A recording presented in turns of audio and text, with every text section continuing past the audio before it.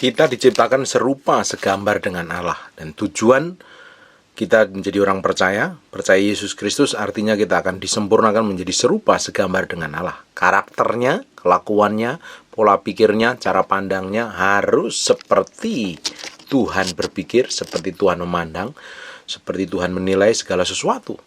Kita menjadi orang percaya bukannya sekedar mengikuti pemimpin, bahkan pemimpin rohani pun yang kalau tidak menjadi contoh, memiliki dosa-dosa moral yang tidak usah diikutin. Di 1 Korintus 4 ayat 16, sebab itu aku menasihatkan kamu, turutilah teladanku. Paulus ngomong begini nih, kamu meski ngikutin teladanku. Jadi kekristenan kita ini memiliki standar yang tinggi, beda dengan agama-agama lain. Kalau agama lain pemimpinnya berzina masih saja diikutin, cabul masih diikutin, korupsi masih dipuja-puja, melakukan dosa sudah seperti hal yang biasa saja, yang wajar saja. Bahkan ada beberapa pemimpin agama yang melakukan dosa moral masih tetap memimpin. Tetapi kekristenan itu berbeda. Kekristenan ketika seorang hamba Tuhan didapatin sedang berzina, pasti nggak ada yang mau ngikutin, bahkan nggak ada yang mau dengar sampai dia dipulihkan dahulu. Apalagi hamba Tuhan yang kelihatan baik tapi korupsi atau menyalahgunakan keuangan atau uang persembahan, pasti sudah memiliki cacat moral di mata Tuhan, sudah nggak benar. Dan kalau kedengaran jemaat nggak mau mendengarkan. Nah, dibutuhkan orang yang benar-benar mengikuti, memiliki karakter seperti Yesus Kristus Tuhan. Bukan pendetanya saja yang memiliki karakter seperti Yesus Kristus Tuhan, tetapi kita semua orang percaya harus memiliki karakter seperti Yesus Tuhan. Ketika kita ini menghidupin firman sungguh-sungguh, kita ini akan berjalan, berpikir, bertindak seperti Tuhan.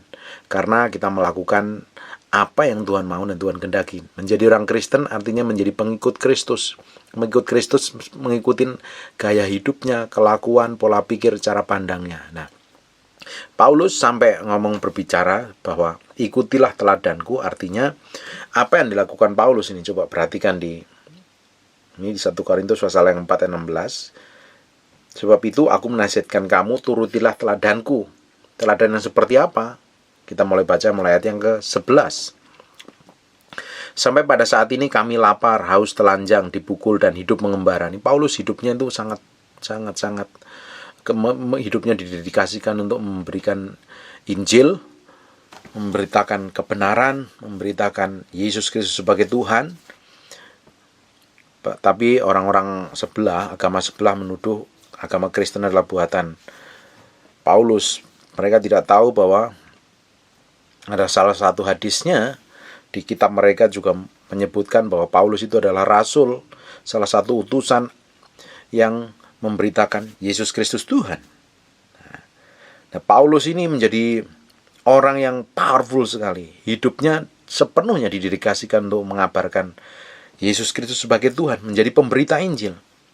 Sampai dia ngalami haus, telanjang, dipukul, dan hidup mengembara. Bahkan ayat 12-nya ngomong begini, kami melakukan pekerjaan tangan yang berat. Kita tahu bahwa Paulus membuat tenda. Dia bekerja keras, tangan yang berat. Bahkan secara fisik dia, kalau kami dimaki, kami memberkati. Paulus ketika dimaki orang, dituduh orang, dicerca orang, bahkan dikejar mau dibunuh orang, kerjanya bukan menyerang balik loh, tapi memberkati loh. Inilah seperti ngikutin contoh kehidupan Yesus Kristus Tuhan. Berkatilah orang yang menganiaya kamu. Kalau kamu membenci, kasihilah musuhmu. Kalau ada orang membenci, kita disuruh mengasihi musuhmu. Dia ikutin kehidupan Yesus Kristus. Kalau kami dimaki, kami memberkati. Kalau kami diaya, kami sabar. Buah rohnya kelihatan sekali. Kalau kami difitnah, kami tetap menjawab dengan ramah. Bayangin, kita aja udah disinggung orang, diomongin di belakang, dan kita tahu orang ngomongin itu. Kalau kita ketemu dia, ngomongin sikap kita udah ketus. Tetapi Paulus, apa yang dilakukan? Kalau difitnah, kami tetap menjawab dengan ramah. Berapa banyak kita ini menjadi garang dengan orang yang pernah menyakitin kita. Kita menjadi sinis, menjadi sadis, bahkan ngelihat mukanya tidak mau. Tapi Paulus beda. Orang yang mengikuti Yesus Kristus itu memiliki hati yang berbeda. Bukan barbar, bukan liar, bukan kasar. Kalau katanya ngaku ibadah ya, ngakunya ibadah, rajin beribadah, rajin dididik secara rohani dari kecil, tapi kalau menipu, maling, ya itu namanya kejahatan itu. Apalagi kasar sama orang. Tidak mungkin kalau menyembah Allah yang benar, Allah yang hidup, Allah yang kudus, Allah yang suci, kelakuannya tambah kasar, tambah liar, pengen menyiksa orang, pengen membunuh orang, pengen menganiaya orang. Mana mungkin. Orang kita ini kalau beribadah kepada Tuhan itu artinya menyembah Tuhan, menghidupi kehidupan, bergaul dengan Tuhan, mengenal Tuhan yang hidup loh. Beda kalau mengenal yang disembah batu, yang disembah bulan, yang disembah matahari, ya beda. Kalau kita ini real menyembah Yesus Kristus Tuhan, menyembah Tuhan Allah pencipta langit dan bumi, karakter kita ini akan berubah. Karena kita akan menjadi sama seperti yang kita sembah. Kalau yang kita sembah itu setan, ya kelakuan kita tambah kayak seperti setan. Meskipun ibadah, tapi kalau kelakuannya setan, membuktikan kok. Buah hidup kita itu mencerminkan siapa yang kita sembah dan kita layanin. Kelakuan kita ini mencerminkan siapa sesembahan kita. Siapa yang kita puja dan kita agungkan. Kalau karakter kita ini berubah menjadi lebih baik, memiliki karakter welas asih, penuh belas kasihan, tidak mau melukai orang, tidak mau menyakitin orang, memaafkan. Bukankah Tuhan itu maha pemaaf? Bukankah Allah itu maha pengampun dosa? Nih, kalau Tuhan nggak maha pengampun, kita udah lewat dari dulu, udah dihabisin dia. Kita udah seringkali melakukan dosa, melakukan pelanggaran, tetapi Allah tetap setia. Ketika kita minta ampun dan bertobat, Tuhan masih terima. Tapi kalau setan, habis kita. Makanya karakter kita, kelakuan kita itu mencerminkan kita ini menyembah setan atau menyembah real Tuhan. Kalau menyembah Allah tapi kelakuannya kayak setan, pasti salah. Yang disembah ternyata bukan Allah, Allah palsu yang disembah.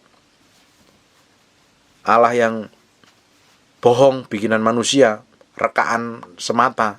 Memang kelihatannya dipuja-puja menjadi Allah yang besar, Allah yang agung. Padahal kalau kita menyembah kelakuan kita tambah jahat, berarti bukan menyembah Tuhan Allah yang hidup. Paulus berbeda. Kami difitnah, kami tetap menjawab dengan ramah. Difitnah toh aja menjawab dengan ramah. Ini orang tersinggung bisa membunuh. Tersinggung bisa dendam, sakit hati, kepahitan, pengen balas, pengen nyakitin. Gigi ganti gigi, mata ganti mata, nyawa ganti nyawa. Nah, ini yang prinsip yang salah yang harus dibenarkan. Kalau dalam perjanjian lama seperti itu. Kita ini hidup dalam perjanjian baru, kita menghidupin pola pikir, karakter, kelakuan seperti Yesus Kristus Tuhan. Paulus mengikuti persis itu, makanya dia berani ngomong, ikuti teladanku. Kami telah menjadi sama dengan sampah dunia, karena orang dunia nganggapnya sampah. Orang dunia itu nggak ngerti kebenaran, jadi kebenaran itu dianggap sampah. Berapa banyak orang yang nggak percaya Yesus Kristus sebagai Tuhan, kebenaran itu dianggap sampah.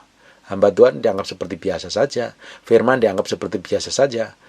Nah, karena apa? Mereka tidak mengerti kebenaran. Orang dunia itu dianggapnya kita ini seperti sampah. Padahal kita adalah orang-orang yang terhormat memberitakan kemuliaan Tuhan. Sama dengan kotoran dari segala sesuatu sampai pada saat ini. Orang nggak nganggap. Seringkali orang nggak nganggap. Orang anggap kita ini sampah. Tenang aja, enjoy, relax aja. Ketika kita tidak diakuin orang. Apa yang kita kerjakan tulus, suci, tidak diakuin orang.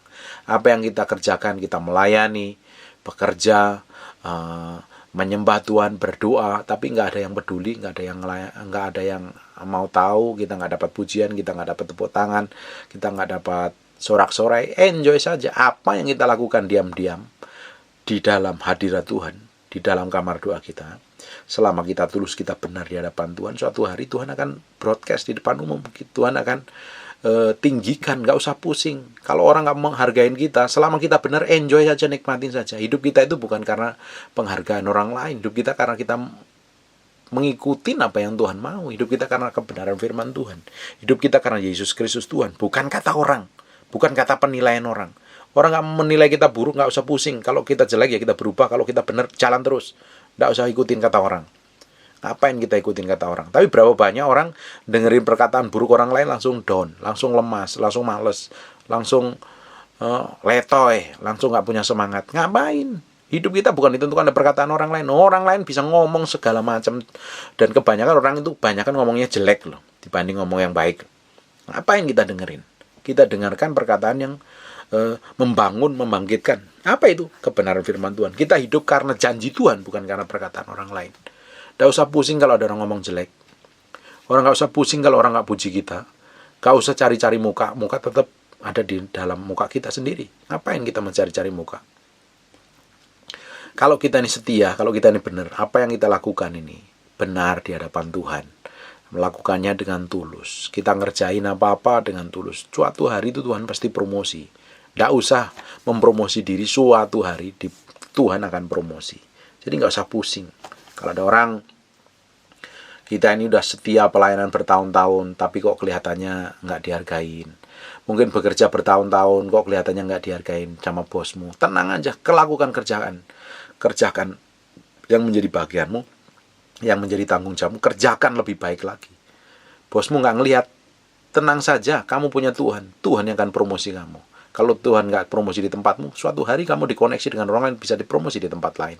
Selama Tuhan percayakan pekerjaan, apapun itu, pelayanan, pekerjaan, bisnis, usaha, toko, atau apapun yang Tuhan percayakan hari ini, yang Bapak Ibu kerjakan hari ini, kerjakan dengan sepenuh hati. Kerjakan seperti mengerjakannya untuk Tuhan. Oh, Pak, aku nggak dihargain, bos, gajiku nggak naik. Kerjakan yang terbaik. Tuhan itu melihat kesetiaan kita. Tuhan tuh senang sama orang-orang yang setia. Tuhan tuh senang sama orang-orang yang bertanggung jawab. Orang-orang model seperti itu, kalau didapatin di hati Tuhan, pasti akan dipromosi, pasti akan diberkati. Amin. 14, hal ini kutuliskan bukan untuk memalukan kamu, tetapi untuk menegur kamu sebagai anak-anakku yang kukasihi. Paulus ngomong seperti itu tuh bukan untuk mempermalukan, tetapi untuk menegur anak-anak yang kukasihi. Sebab sekalipun kamu mempunyai beribu-ribu pendidik dalam Kristus, kamu tidak mempunyai banyak bapa, karena akulah yang dalam Kristus Yesus telah menjadi bapamu oleh Injil yang kuberitakan kepadamu. Nih, Paulus ini memberitakan, bukan hanya sekedar memberitakan, tapi mereka memuridkan, memberi contoh hidup kepada orang-orang di Korintus. Karena orang Korintus ini orang yang sudah dipenuhi Roh Kudus, hidup dalam karunia Roh, tapi hidupnya ngawur, hidupnya banyak sekali yang berzina, hidupnya sekali banyak yang ribut, yang geger, bahkan memiliki kelakuan yang aneh-aneh. Nah, hari ini banyak orang Kristen yang memiliki kelakuan aneh-aneh itu harus kembali kepada Tuhan, bertobat. Paulus kasih contoh yang terbaik. Kamu ikutin aja gaya hidupku. Dia berikan contoh apa yang dia katakan, apa yang sikapnya, apa tindakan, reaksinya. Ikutin aja. Jiplak aja persis-persis. Baru dia benar-benar menjadi contoh yang baik. Memiliki karakter yang baik. Di Filipi 3 ayat yang ke-17 juga sama. Saudara-saudaraku, ikutilah teladanku dan perhatikanlah mereka yang hidup sama seperti kami yang menjadi teladanmu. Suruh ngeliatin. Perhatikan mereka yang hidup sama seperti kami menjadi teladanmu. Nah, kita tuh mencontoh, suruh memperhatikan kehidupan pemimpin. Nah, kalau benar diikutin. Oh, ini benar nih. Ikutin aja selama dia tulus, selama mau ikutin. Kalau kita punya pemimpin rohani yang tidak benar, ya tidak usah diikutin. Pemimpin yang tamak, sibuk ngejar persembahan, dikit-dikit uang. Kalau uang untuk pelayanan oke. Nah, masalahnya begini. Jadi dilema ini. Banyak gereja itu udah membangun gedung, jemaat banyak, punya persembahan gede. Nah, persembahan gede itu seringkali nggak dipakai lagi untuk kebutuhan jemaat. Seringkali untuk pakai kebutuhan-kebutuhan yang lain. Nah, itu yang sering jadi batu sandungan. Sebenarnya itu haknya gembala sidang. Ya, kita nggak bisa ngomong apa-apa. Orang mereka punya hak prerogatif yang benar-benar. Nah, kita ini siapa? Nah, harusnya uang persembahan itu dipakai kembali untuk diakonia, untuk maintenance, untuk operasional gereja. Tapi kebanyakan dipakai untuk kepentingan sendiri, apalagi dipakai untuk memberi barang-barang mewah, hidup dalam kemewahan. Bapak Ibu, harusnya hamba Tuhan itu mati terhadap dirinya sendiri. Kita kalau tidak mati terhadap diri sendiri, kita tidak bisa menyembah Tuhan dengan sepenuh hati. Karena daging yang akan semakin muncul. Nah, seringkali hamba Tuhan itu terjebak dalam masalah keuangan. Makanya seringkali jatuh masalah keuangan. Kelihatannya masalah keuangan ini jatuhnya ya orang nggak tahu. Beda dengan orang jatuh dalam dosa seksual atau dosa homoseksual, itu pasti kelihatan telak-telak dan orang pasti langsung nggak mau ikutin, nggak mau dengerin. Mengapain ngikutin pemimpin yang sudah berzina, yang jatuh dalam perzinahan, dalam percabulan segala macam. Tapi kalau dosa jatuh dalam dosa mengelola keuangan, tamak keuangan ini kan nggak ada yang tahu. Nah, ini kalau tidak diberesin, hamba Tuhannya sendiri yang harus bertobat harusnya. Karena kita tahu, kita ini hamba Tuhan, bukan hamba uang. Kebanyakan kalau hamba Tuhan ini sudah pegang uang, jadi lupa jadi hamba Tuhan, jadinya hamba uang. Siapapun itu, saya pun kadang juga, meski jaga hati, jangan sampai saya ini terjerat dengan dosa, cintakan uang. Makanya puji Tuhan sampai hari ini Tuhan jaga dengan baik. Tuhan berikan kemurnian hati. Bapak Ibu mesti doain saya supaya tetap sampai nanti saya dipanggil Tuhan menghadap Bapa di surga, saya tetap memiliki kemurnian hati, tidak mata duitan. Tapi banyak orang mengelola keuangan gereja itu salah, diinvestasikan di tempat yang salah. Sudah dapat uang triliunan, miliaran, puluhan miliar, ratusan miliar, karena uang mandek di bank, diiming-imingin untuk investasi, diinvestasikan, dan akhirnya salah. Nah, suatu hari orang-orang kayak begini ini, pemimpin-pemimpin seperti ini akan mempertanggungjawabkan di hadapan Tuhan. Tidak ada yang kecuali. Nah, kadang seringkali kalau jemaat mendengar itu jadi pemberitaan, jadi heboh, jemaatnya jadi batu tersandung dengan sikap seperti itu. Bagaimana sikap jemaat menghadapi pemimpin seperti itu? Tenang saja, nggak usah pusing. Urusin hidup kita dan tanggung jawab kita masing-masing. Kalau ada pemimpin yang mata duitan dan jatuh dalam dosa, pengelolaan keuangan yang nggak benar, doain saja. Dia itu hamba Tuhan. Dia akan berurusan dengan Tuhan. Bagian kita itu menjagain. Jangan sampai kita pahit hati. Jangan sampai kita menghujat. Jangan kita itu malah menggosipkan. Akhirnya kita terjerat dalam dosa. Buat apa? Hamba Tuhan, yang utus Tuhan, yang milih Tuhan. Dia pasti berurusan dengan Tuhan. Kalau hamba Tuhan itu tidak benar, dia akan berurusan dengan Tuhan itu lebih remuk, lebih hancur, lebih ruwet urusannya. Nah, makanya didoakan pemimpin-pemimpinmu ini. Nah, beda. Pemimpin-pemimpin di dalam kekristenan itu berbeda dengan pemimpin-pemimpin agama lain. Atau apalagi agama sebelah. Pemimpinnya sudah berdosa, udah kawin cerai, tetap aja dihormatin. Pemimpinnya cabul tetap dihormatin, dihargain, diakuin. Ya kita orang percaya standarnya lebih tinggi lagi. Ngelihat pendetamu cabul, ngelihat pendetamu berzina, pasti nggak ada yang mau ikutin. Dengerin khotbahnya juga nggak mau. Kita memiliki standar kerajaan surga yang lebih tinggi dibanding yang lain. Itu orang dunia tetapkan seperti itu. Nyatanya Bapak Ibu juga melihat kalau hamba Tuhan ini udah jatuh dalam dosa, nggak mau denger kan khotbahnya. Apalagi dosa moral. Apalagi hamba Tuhan korupsi mata uang aja nggak mau, mata duitan aja nggak mau ngikutin, dengerin kok ngapain. Apalagi kalau agama lain nggak terlalu pusing seperti itu. Nah, kita harus mencontoh pemimpin-pemimpin yang baik. Kalau tidak, kita ini akan ngawur. Kalau kita ini mencontoh pemimpin yang rusak, kita akan menjadi orang yang rusak. Kalau kita mau mengikuti pemimpin yang ngawur, ya kita akan menjadi orang yang ngawur. Nah, kita harus tahu persis bagaimana kita hidup. Memang kita ini harus hidup sendiri dengan Tuhan, berdoa dengan Tuhan, langsung itu bisa. Tapi kita kan harus tetap berkomunitas. Nah, Tuhan yang sama juga ngomong, Tuhan kirim rasul, kirim nabi, kirim penginjil, gembala dan guru. Ini jawatan pelayanan ini. Rasul, jawatan pelayanan nabi, jawatan pelayanan penginjil, gembala dan guru ini adalah jawatan pelayanan yang ditentukan dalam gereja Tuhan. Untuk ngapain? Memperlengkapi orang kudus supaya memiliki hidup masuki kedewasaan yang penuh. Jadi hidupnya nggak serampangan, hidupnya nggak sembarangan. Ya kita memang bisa berdoa sendiri, tapi kita harus dimuridkan. Kalau tidak dimuridkan, kita ini akan menjadi orang yang sesat ngawur. Saya melihat beberapa hamba Tuhan yang merasa sudah profetis, merasa sudah memiliki karunia, tanpa ada cover di atasnya, hidup serampangan, khotbah serampangan, ngajar serampangan, akhirnya jadi sesat, jadi keblinger, ngawur. Nah, kita harus tetap dimuridkan. Nah, kita harus mencari orang-orang yang bisa memuridkan itu, orang yang bijaksana. Di kitab Timotius ngajarin, bahwa diaken itu dipimpin harus menjadi orang yang baik, segala macam. Kita coba buka ya, penilik jemaat. Buka sebentar di 1 Timotius, pasal yang ketiga, mulai ayat pertama, kita bongkar pelan-pelan. Benarlah perkataan ini, orang yang menghadaki jabatan penilik jemaat, menginginkan pekerjaan yang indah. Jelas, kalau jadi pemilik jemaat itu dihormatin orang, karena tampil di depan kan. Pakai jas, pakai dasi, apalagi dihormatin, diagung-agungkan. Orang itu pingin seperti itu. Ayat yang kedua, karena itu penilik jemaat haruslah seorang yang tak bercacat. Ini moralnya nggak cacat nih, bukan cacat fisik, moralnya ini nggak bercacat nih. Oh, udah pernah selingkuh, udah pernah cerai, jadi pemimpin, ya siapa yang mau nyontoh? Udah pernah cerai, cerai hidup lagi, terus kawin lagi, mau jadi penilik jemaat, tunggu dulu dong. Atau yang hidupnya punya dosa moral masa lalu, kecuali sudah dipulihkan Tuhan ya. Kalau belum dipulihkan atau punya simpenan gitu, mengerikan itu. Seorang yang tak bercacat, suami dari satu istri,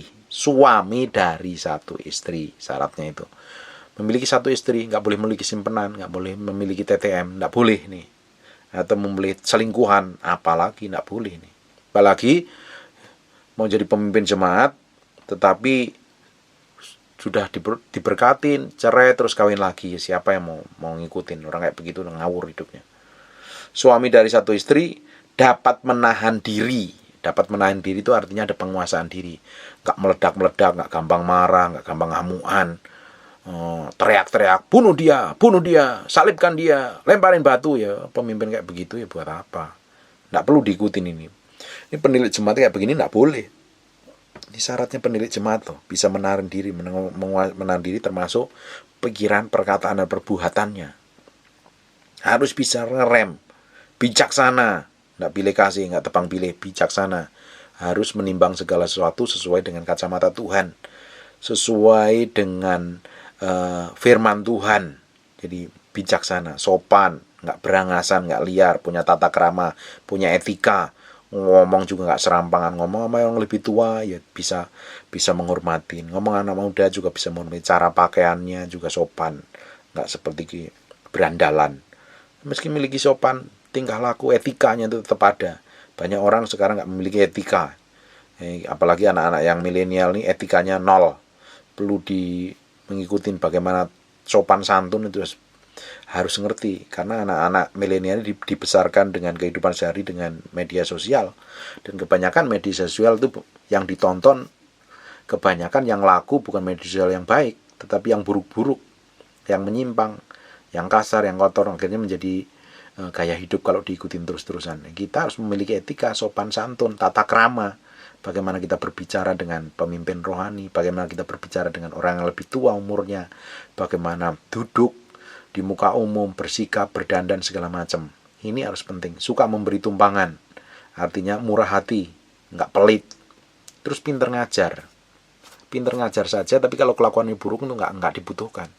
Banyak orang pinter khotbah, ngomong ngalor ngidul, tapi kalau kelakuannya jahat, nyakitin orang terus. Kalau ngomong merasa paling benar sendiri sejagat raya, merasa pengajarannya paling kudus, suci, tak bercacat celah, yang lain nggak bisa masuk surga, dia dan golongannya dan murid-muridnya bisa. Nah itu kan yang ngawur namanya. Banyak pendeta yang seperti itu, nyerang pendeta lain. Wah itu sesat, itu ini, itu sesat, itu ini. Terus ya kalau semua disesatkan, siapa yang punya surga? Apa dia dan golongannya? Ini banyak sekali nih, orang Kristen tuh harusnya tuh benar-benar ngerti apa yang Tuhan mau, bukan maunya sendiri. 3, bukan peminum, artinya tukang mabuk. Bukan pemarah, melainkan peramah. Tukang marah-marah, tukang ngomel-ngomel, tukang maki-maki orang. Mobil disenggol sedikit udah maki-maki. Kebun binatang keluar dari semut, biawak, kadal, tokek, lalat, nyamuk disebut semua. Ya orang kayak begini nggak bisa jadi penilik jemaat. Ngapain diikutin orang-orang model kayak begini? Jadi nggak menjadi contoh yang baik. Pendamai, gampang memaafkan, gampang sekali memaafkan. Pendamai, mau geger-gegeran ya udahlah, ngaku minta maaf, beresin, berdamai. Ngapain geger sama orang? Nggak ada gunanya kan? Berapa banyak orang itu berat sekali untuk meminta maaf, itu berat karena merasa harga dirinya yang paling mahal, harga dirinya paling tinggi. Semua orang harus mengakui bahwa harga diriku paling tinggi. Kamu dulu yang minta maaf. Alkitab meski belajar kita merendahkan hati loh. Kalau kita ini mau belajar rendah hati sedikit aja, pasti masalah apapun juga itu pasti ada penyelesaiannya. Kita berselisih sama orang siapapun juga, kalau kita mau rendah hati sedikit untuk minta maaf, masalahmu kelar loh. Kenapa masalah sampai ke pengadilan, masalah sampai begini? Karena ego yang diikutin, ego, hawa nafsunya, pingin dihormatin, pingin merasa hebat, pingin merasa mampu. Alah, tidak ada gunanya di hadapan Tuhan. Pendamai, Bukan hamba uang. Ini penting sekali, bukan hamba uang. Hamba uang artinya uang yang menguasai, yang menjerat. Uang itu adalah tuan yang jahat, tapi dia hamba yang baik. Banyak orang terjerat di dalam hal ini. Kalau hamba Tuhan, penilik jemaat atau pendeta ini hamba uang. Wah, ngeri. Khotbahnya dikit-dikit ngomongin berkat. Ini tak doain, aku mau nubuatan, kamu dapat berkat. Tetapi dia minta nyantumin nomor rekening, minta berkat. Bagaimana dia mau memberkati orang lain dengan urapan dan doa yang profetis, mau diberkati tapi dia sendiri masih minta berkat. Kan mengerikan sekali itu namanya. Ya, kalau hamba Tuhan diberkati, dia benar-benar ya, dia diberkatin Tuhan. Gak usah ngemis-ngemis persembahan kepada jemaat. Buat apa? Mendukung pelayananmu, mendukung ini, tolong bantu persembahan. Oh ibu, hamba Tuhan ini kalau diutus Tuhan, Tuhan pasti cukupin. Gak usah ngemis-ngemis, gak usah minta-minta. Tuhan pasti gerakkan orang untuk membangun. Gak usah cantumin nomor rekening. Orang lain, orang kalau digerakkan Tuhan itu pasti dia akan memberkati, memperlengkapi semua pelayanan kita. Saya, puji Tuhan, tidak pernah nampilin nomor rekening. Orang memberkatin ya puji Tuhan, nggak berkati ya puji Tuhan. Karena saya hamba Tuhan, yang gaji saya Tuhan. Saya sampai hari ini dicukupin Tuhan, digaji Tuhan dengan caranya yang ajaib. Jangan sampai menjadi hamba uang. Oh, ini hari ini profetis ada breakthrough terobosan keuangan. Ayo, doain. Kamu mau diberkatin, ayo tak doain. Padahal dia sendiri mengharapkan persembahan. Ya nggak, repot itu namanya. Ini hamba Tuhan nggak boleh berhormat atau duitan nggak boleh. Uang ini bikin silau. Karena uang itu identik dengan kemewahan. Nanti kalau udah diberkati kan mesti pingin barang mewah.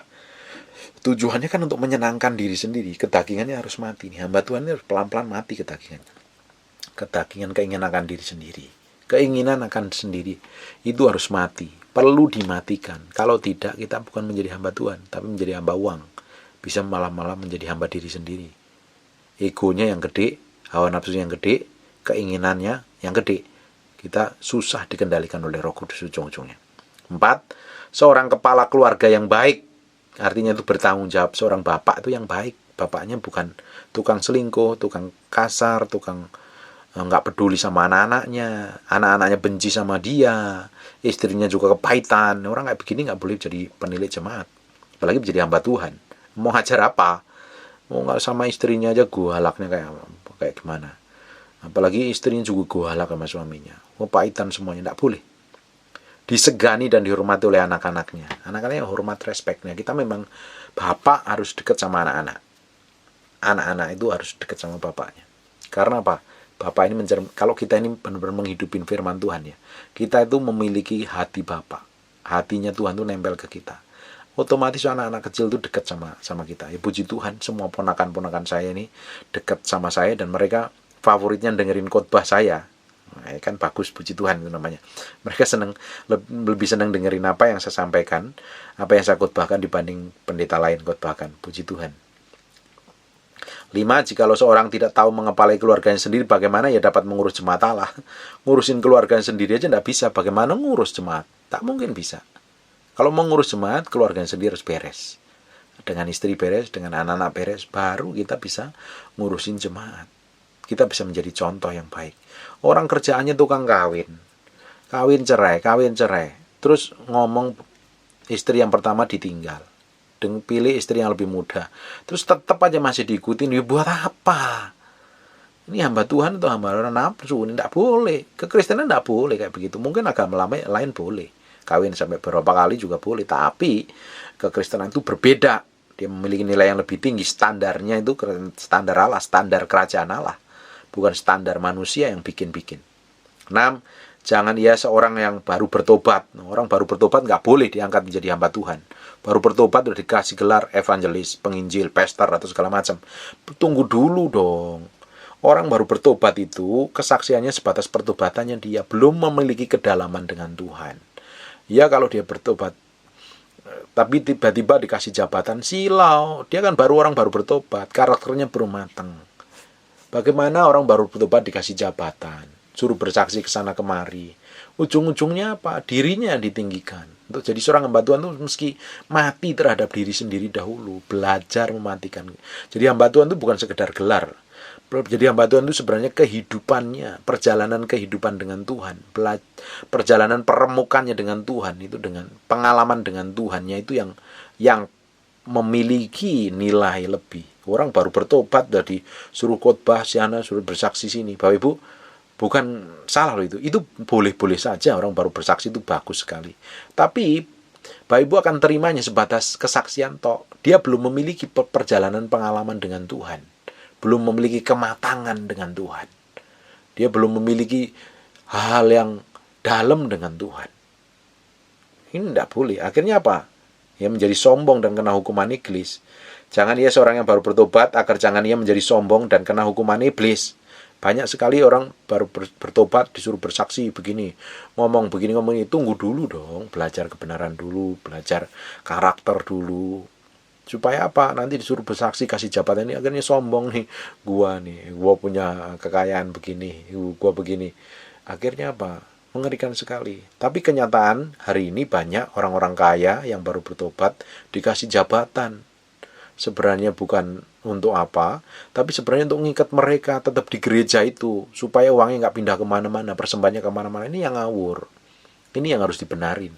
Gereja harus tetap menjadi wadah untuk memuridkan, membesarkan orang yang baru bertobat, dan dimuridkan, didewasakan menjadi orang-orang yang handal, orang-orang yang matang secara rohani, secara karakter, untuk bisa memberitakan kebenaran, kabar baik Yesus Kristus Tuhan. Kalau orang baru dikasih jabatan, gampang sombong. Ini ngeri sekali. Banyak orang baru bertobat, heboh, diundang sana, diundang sini. Belum tentu dia memahami kebenaran. Orang namanya baru bertobat, bagaimana dia mengerti kebenaran sampai kedalaman hati Tuhan. Apa salah diundang? Tidak salah. Tapi jangan dikasih panggung terlalu. Panggung itu untuk orang-orang yang sudah matang, supaya bisa mengajarkan, mentransferkan kehidupan yang kematangan seperti Yesus Tuhan. Mimbar itu adalah tempat kudus. Bukan sembarang orang bisa dikasih mimbar. Hari ini, ya puji Tuhan ya banyak memberitakan Injil di media sosial. Tapi kalau pengalaman firman-Nya, perjalanan dengan Tuhannya masih dangkal, pengetahuan firman-Nya masih belum dalam, terus memberitakannya banyak ngawurnya nanti. Akhirnya kalau pengikutnya banyak, dia sombong, merasa hebat, merasa mampu. Ini yang dilarang, supaya jangan sombong. Kalau sombong jadi makanan empuknya setan. Hendaklah ia juga mempunyai nama baik di luar jemaat. Orang tuh kalau di luar jemaat tuh akuin, oh bapak ini, ya baik, punya karakter yang bagus yang dikenal orang, agar ia jangan digugat dan orang jatuh pada iblis. Supaya apa? Orang nggak jelas, oh dia kok jadi pemimpin, oh dia pernah ini loh sama ini. Akhirnya apa?